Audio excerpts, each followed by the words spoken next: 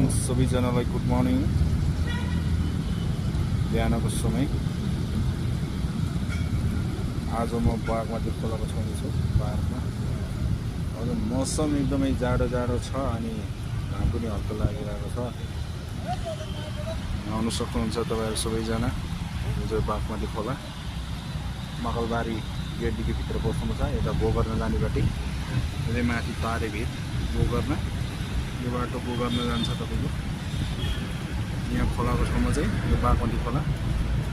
यहाँ चाहिँ बस्ने ठाउँहरू एकदमै राम्रो, सबैजना बस्न आउँछ यसो घाम ताप्न। घाम ताप्न चाहिँ एकदमै राम्रो ठाउँ छ यो जाडो मौसममा चाहिँ। अब त जाडो मौसम पनि कट्न लागिसक्यो, अब धेरै छैन जाडो पनि अब। अनि यहाँदेखि तल चाहिँ तपाईँको गोकर्ण जाने बागमती खोला जाने बाटो हो, बागमती पुल मकलबारी गेट। यहाँ चाहिँ तल हाइवे मेन रोड छ गौरा चार्जले जाने। ठाउँहरू चाहिँ एकदमै राम्रो छ अनि तपाईँहरू सबैजना आउनु सक्नुहुन्छ। बस्न मन लाग्ने ठाउँहरू छ।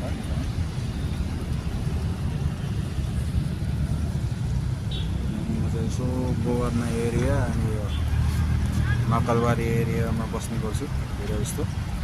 मेरो धेरै जस्तो टिकटकहरू पनि यहीँतिरको आउँछ, फेसबुकतिर भिडियोहरू पनि यहीँतिरको, फोटोहरू पनि यहीँतिरको हुन्छ। यहाँ चाहिँ तपाईँहरू देख्न सक्नुहुन्छ कि तारे भिर गोकर्ण जान्छ। यो चाहिँ ठाउँ एकदम राम्रो छ बस्ने ठाउँहरू। यता पारिपट्टि पार्टी प्यालेसहरू पनि छ यता पारिपट्टि। तपाईँहरू कसैको बिहे छ, कसैको पार्टी मनाउने इच्छा छ भने तपाईँहरू आएर भिजिट गर्न सक्नुहुन्छ। ठाउँहरू एकदमै राम्रो छ बस्नु मन लाग्ने। अनि पार्कमा साथीहरू कोही छैन, एक्लै बस्ने गर्छु, एक्लै घुम्ने गर्छु।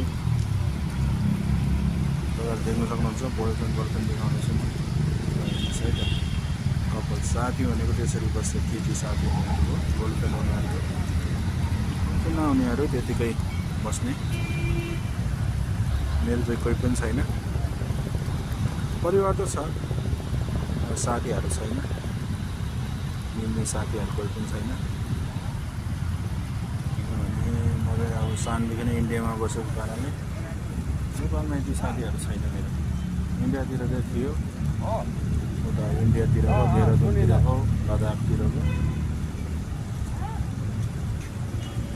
यहाँ चाहिँ छैन, यहाँ चाहिँ म एक्लै बस्ने गर्छु।